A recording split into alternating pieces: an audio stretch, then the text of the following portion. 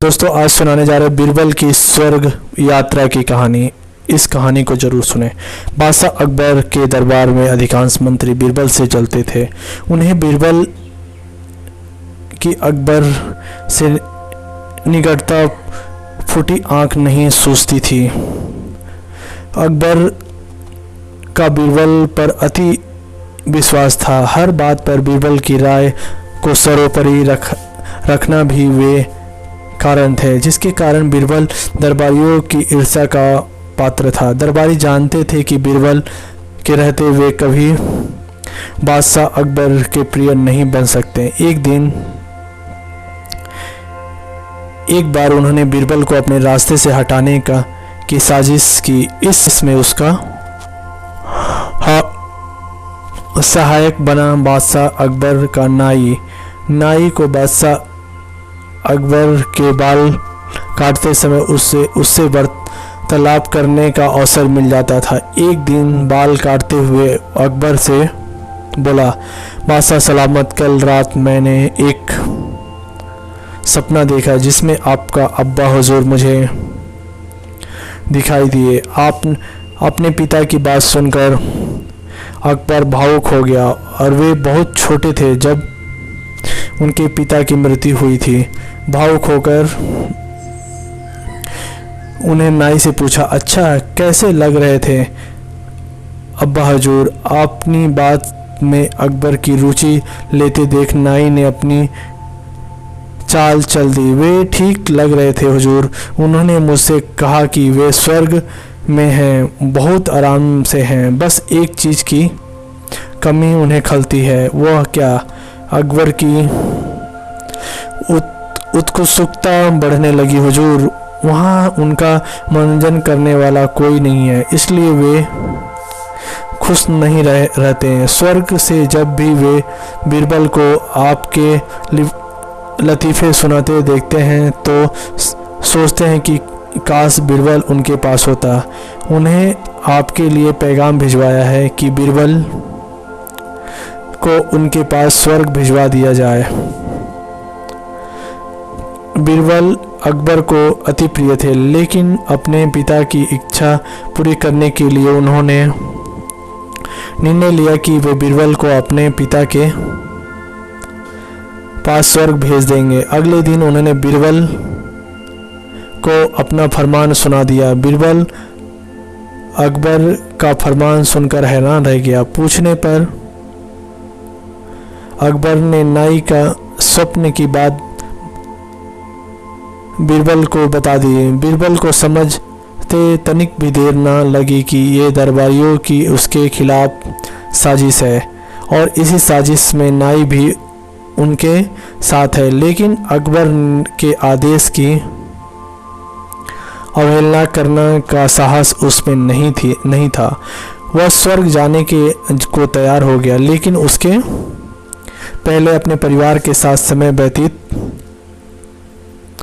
करने के लिए मांग लिया। वह घर पहुंचकर उसने सारी बात अपनी पत्नी को बताई, जिसे सुनकर वह चिंतित हो गई।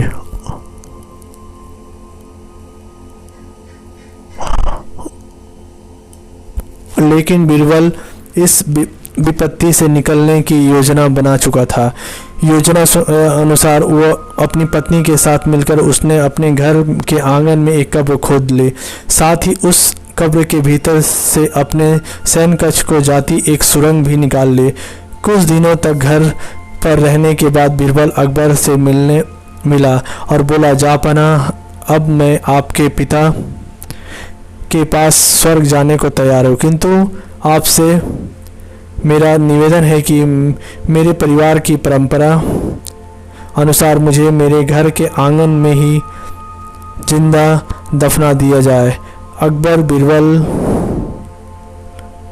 की बात मान गया और उसे उसके घर के आंगन में बनी कब्र में जिंदा दफन करवा दिया। योजना अनुसार बीरबल कब्र से लगी सुरंग से होते हुए अपने घर आ गया। उसके बाद 2 महीने तक वह घर पर ही छुप कर रहा।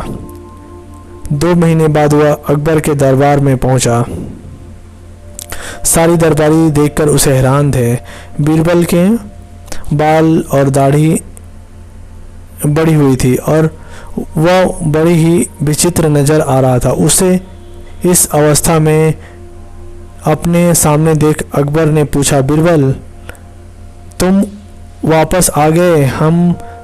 हमें बताओ, हमारे अब्बा हुजूर कैसे हैं और तुमने अपनी ये कैसी हालत बना ली है?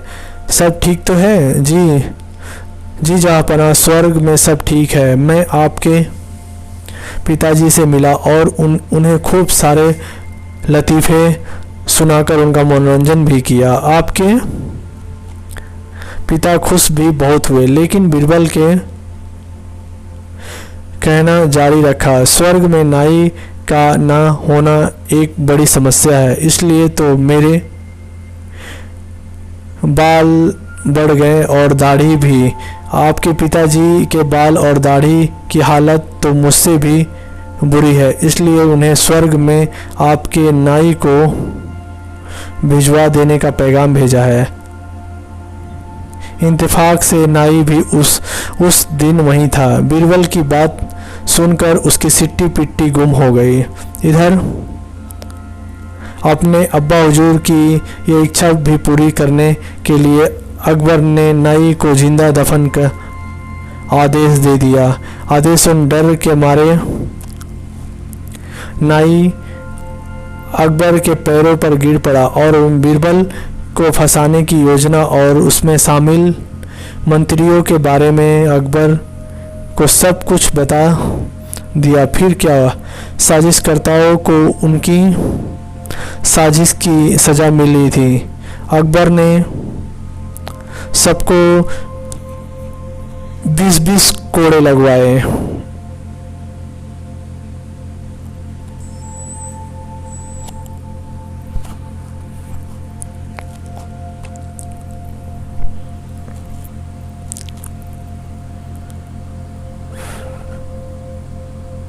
और अधिक कहानी सुनने के लिए मेरे चैनल को सब्सक्राइब करें। आप सभी का बहुत बहुत बहुत धन्यवाद।